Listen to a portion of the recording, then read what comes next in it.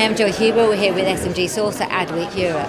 I'm joined by Gideon. Thank you very much for joining us today. Yeah, good to see you. You've just run a session with our very own CEO, Stuart Easterbrook, a CEO summit. How's that gone? Are there any particular themes that you think came out of that most strongly? Well, it went well, I like to think. It was very good. Interesting just to talk about the challenges facing CEOs. The biggest theme was the recruitment and retention of talent, because ultimately all creative businesses depend on people. And there was quite a lot of optimism, I think, because London is a great place to be. And Stuart was talking about the fact that a lot of international business gets done out of London because the talent is here, which you can export around Europe and I guess around the world. And in terms of the whole Adweek sort of congress, are there any other themes you've seen? I think we've seen quite a lot about partnership coming out and collaboration. I think Adweek as a whole has been about partnership, because it's not just media, it's not just creative agencies. Have you sort of seen that coming through from anything else? Well, I think there are two things. One of the important things is that people recognise London is a real global capital for creative industries, and maybe it took the Olympics to remind us of all the great things that we can do. Advertising, marketing, film, music, all these things, and it makes London a great place to source talent and come up with ideas, which is what this business is all about. So I'd say that's been a big issue for me, and it's something that has meant there's quite a lot of optimism. It's good to get people in one place and talk about, some of the challenges, but also what are the growth opportunities? There's so many. There's been a lot of buzz, I think, about this week, and you can see there's a lot of people turning up, which is a great thing. Obviously, you are, a London paper. But you found a lot that you're going to be writing about in the future about this whole. Yeah, I mean, there's so many different things, and actually, you talk about partners and things. There are all kinds of partnerships happening all the time. Partly because technology has opened everything up. Everyone can be a broadcaster. Starcom MediaVest is a broadcaster. As we all know. Yeah, but it's a serious point. You couldn't have done this in a meaningful way 5 or 10 years ago. And this is true for whether it's clients, agencies, or media owners like the Evening Standard. We're becoming a TV channel, but we can also obviously do stuff on social media and online.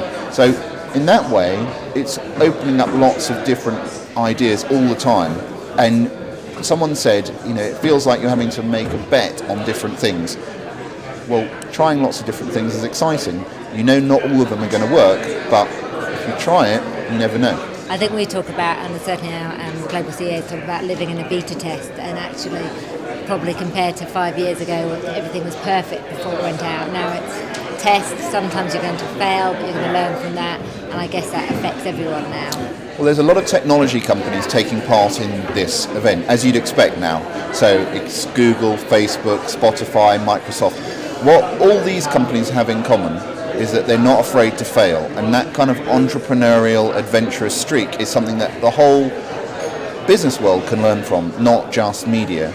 But it's really important. It's that sense of, we can explore and try things. Can I just ask you, on a sort of personal level, how do you think your job has changed over the last 5 years with the advent of all this digital life that we live in, and how consumers consume brands and get news?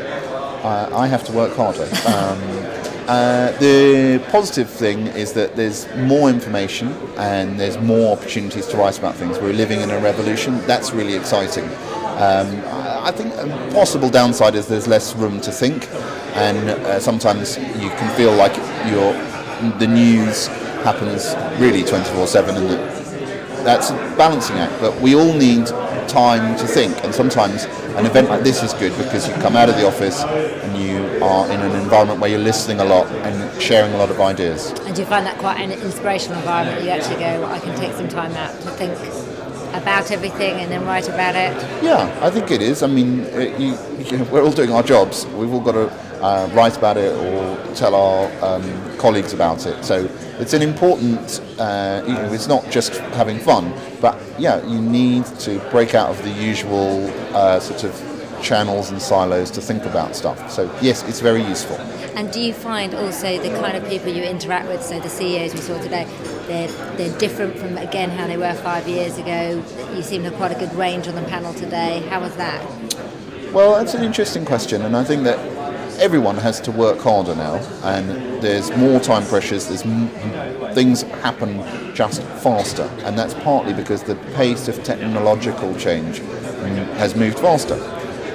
But still, we all have to kind of manage that with other parts of our lives, like families and so on. And I think part of it is about being resilient and understanding that it's something where you've got to think carefully, get on with it, and then live to fight another day. Perfect. Thank you very much for that. Thanks for your time. Thank you.